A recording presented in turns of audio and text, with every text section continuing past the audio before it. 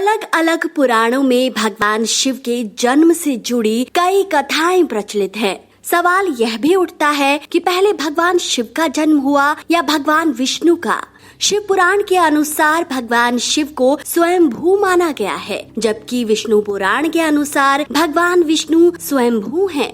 दोस्तों, आज के इस वीडियो में आप भगवान शिव के प्रकट होने की रोचक कहानियों के साथ साथ उनके संबंध में कुछ ऐसी बातों को जानेंगे जिन्हें इस दुनिया में बहुत कम लोग जानते हैं। तो चलिए शुरू करते हैं। कहां से आए भगवान शिव? शिव पुराण में कथा मिलती है कि एक बार जब भगवान शिव अपने टखने पर अमृत मल रहे थे, तब उससे भगवान विष्णु जन्मे। जबकि विष्णु पुराण के अनुसार ब्रह्मा भगवान विष्णु की नाभि कमल से पैदा हुए, जबकि शिव भगवान विष्णु के माथे के तेज से उत्पन्न हुए।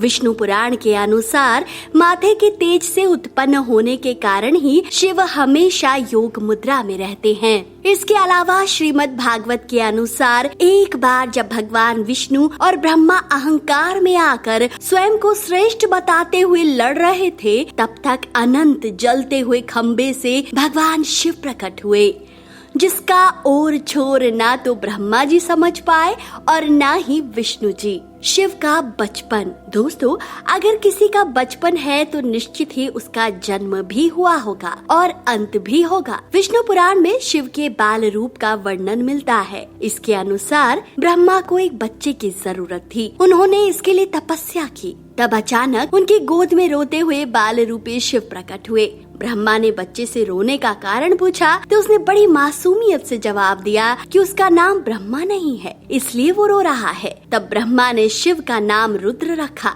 जिसका अर्थ होता है रोने वाला। शिव इस पर भी चुप नहीं हुए तो ब्रह्मा जी ने उन्हें दूसरा नाम दिया, पर शिव को वह नाम भी पसंद नहीं आया और उन्होंने रोना जारी रखा। इस तरह शिव को चुप कराने के लिए ब्रह्मा ने 8 नाम दिए। शिव के इन 8 नामों में रुद्र, शर्व, भाव, उग्र, भीम, पशुपति, ईशान और महादेव शामिल हैं। शिव पुराण के अनुसार ये नाम पृथ्वी पर लिखे गए थे।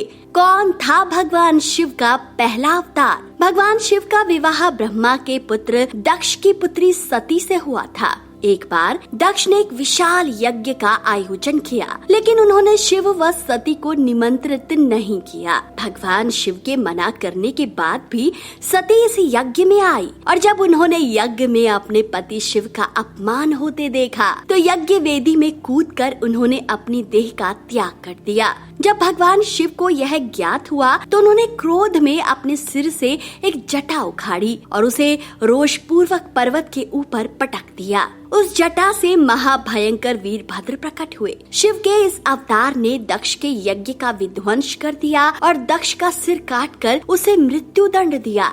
बाद में देवताओं के अनुरोध करने पर भगवान शिव ने दक्ष के सिर पर बकरे का मुंह लगाकर उसे पुनः जीवित कर दिया। वीरभद्र के अलावा शिव के 18 और अवतार हुए हैं, जिनके नाम हैं पिपलाद, नंदी, भैरव, अश्वत्थामा, शर्भावतार, गृहपति, दुर्वासा, हनुमान, वृषभ, यतिनाथ, कृष्ण दर्शन, अवधूत, भिक्षुवर्य, सुरेश्वर, किरात, सुनट नर्तक, ब्रह्मचारी और यक्ष। कहाँ घटी थी अनादि और अनंत अग्निस्तंभ की घटना? दोस्तों, इस संदर्भ में भी एक कथा मिलती है कि एक बार ब्रह्मा और विष्णु में श्रेष्ठता को लेकर विवाद होने लगा। दोनों निर्णय के लिए भगवान शिव के पास गए। विवाद का हल निकालने के लिए भगवान शिव साकार से निराकार रूप में प्रकट हुए। शिव का निराकार रूप अग्निस्तंभ के रूप में नजर आ रहा था। ब्रह्मा और विष्णु दोनों इसके आदि और अंत का पता लगाने के लिए चल पड़े। कई युग बीत गए, लेकिन इसके आदि और अंत का पता नहीं लगा। मान्यता है जिस स्थान पर यह घटना हुई थी उसे आज अरुणाचल के नाम से जाना जाता है। शिव, सदाशिव, महेश और भैरव में क्या अंतर है? दोस्तों, सबसे पहले रुद्र हुए। उन्हीं रुद्र का एक अवतार महेश का है। वही महेश महादेव और शंकर कहलाते हैं। वे शिव अर्थात ब्रह्मा के समान होने के कारण शिव कहलाए। हालांकि शिव उनका नाम नहीं है। रुद्र अवतार में से एक भैरव है। इसके अलावा शिव से भी बढ़कर सदाशिव को माना गया है। पुराणों में सदाशिव को ब्रह्मा, विष्णु और महेश आदि का पिता बताया गया है। सदाशिव की शक्ति को प्रधान प्रकृति कहा गया है, जो बाद में अम्बा नाम से प्रसिद्ध हुई। वह शक्ति अंबिका कही गई है।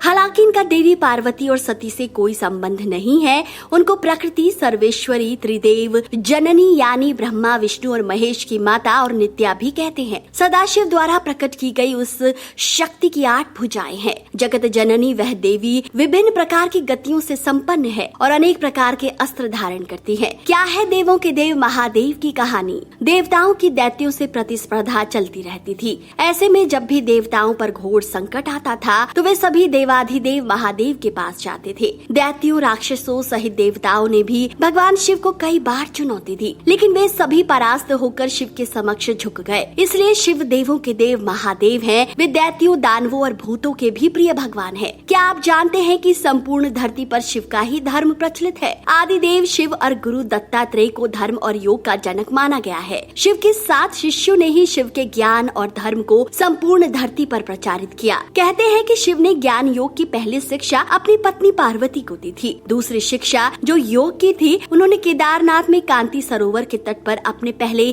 7 शिष्यों को दी थी।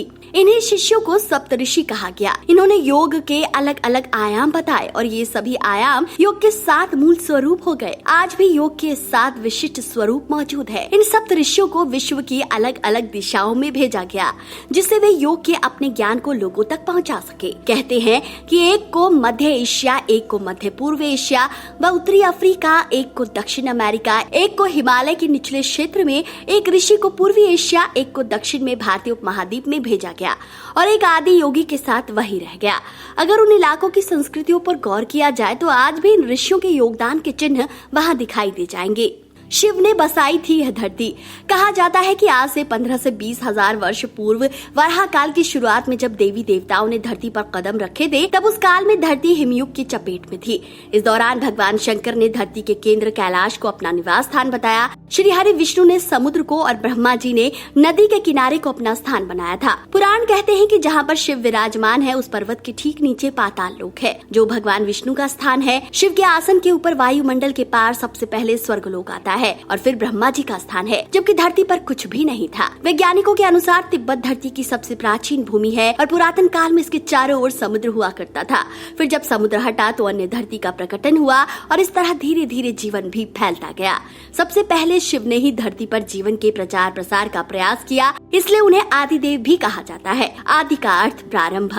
शिव को आदिनाथ भी कहा गया है। आदिनाथ होने के कारण उनका एक नाम आदिश भी है। इस आदिश शब्द से ही आदेश शब्द बना है। नाथ साधु जब एक दूसरे से मिलते हैं तो कहते हैं आदेश। भगवान शिव के अलावा ब्रह्मा और विष्णु ने संपूर्ण धरती पर जीवन की उत्पत्ति और पालन का कार्य किया। सभी ने मिलकर धरती को रहने लायक बनाया और यहाँ देवता, दैत्य, दानव, गंधर्व, यक्ष और मनुष्य की आबादी को बढ़ाया। तो मित्रों, आपको आज का ये वीडियो कैसा लगा? अपनी राय कमेंट करके जरूर बताएं। साथ ही कमेंट में हर हर महादेव जरूर लिखें। वीडियो अगर पसंद आया है तो इसे जितना हो सके महाकाल के भक्तों तक पहुंचाएं।